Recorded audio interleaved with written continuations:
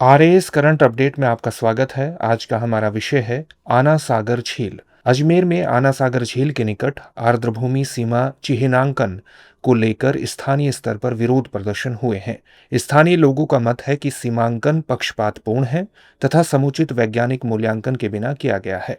चलिए अब जानते हैं इससे जुड़े हुए मुख्य बिंदुओं के बारे में। आना सागर अजमेर में स्थित 12वीं शताब्दी की एक कृत्रिम झील है, जिसका निर्माण पृथ्वीराज चौहान के दादा आणाजी चौहान द्वारा कराया गया था। बाद में मुगल काल में जहांगीर ने झील परिसर में दौलत बाग का निर्माण कराया, जिसे आज सुभाष उद्यान के रूप में भी जाना जाता है। शाहजहां ने वर्ष 1637 में झील के चारों ओर संगमरमर की बारादरी मंडप का निर्माण करवाया, जिसने इसकी सौंदर्यात्मक महत्ता को और बढ़ा दिया। यह झील एक महत्वपूर्ण शहरी आर्द्रभूमि के रूप में कार्य करती है और भूजल पुनर्भरण, बाढ़ नियंत्रण तथा स्थानीय सूक्ष्म जलवायु विनियमन में महत्वपूर्ण भूमिका निभाती है।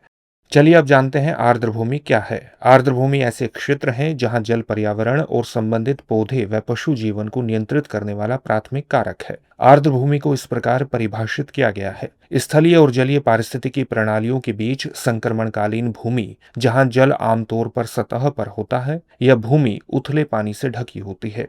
चलिए अब जानते हैं आर्द्रभूमि कितने प्रकार की होती है। तटीय आर्द्रभूमि यह खुले समुद्र के बीच के क्षेत्रों में पाई जाती है, जो तट रेखा, समुद्र तट, मैंग्रोव और प्रवाल भित्तियों की तरह नदियों से प्रभावित नहीं होती है। इसका एक अच्छा उदाहरण उष्णकटिबंधीय तटीय क्षेत्रों में पाए जाने वाले मैंग्रोव दलदल हैं। उथली झीलें और तालाब ये आर्द्रभूमियां स्थायी या अर्धस्थायी पानी वाले क्षेत्र हैं, जिनमें कम प्रवाह होता है।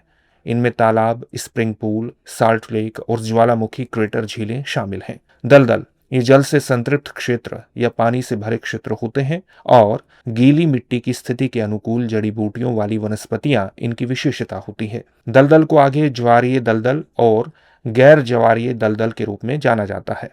स्वैम्प्स ये मुख्य रूप से सतही जल द्वारा पोषित होते हैं तथा यहाँ पेड़ व झाड़ियां पाई जाती हैं। ये मीठे पानी या खारे पानी के बाढ़ के मैदानों में पाए जाते हैं।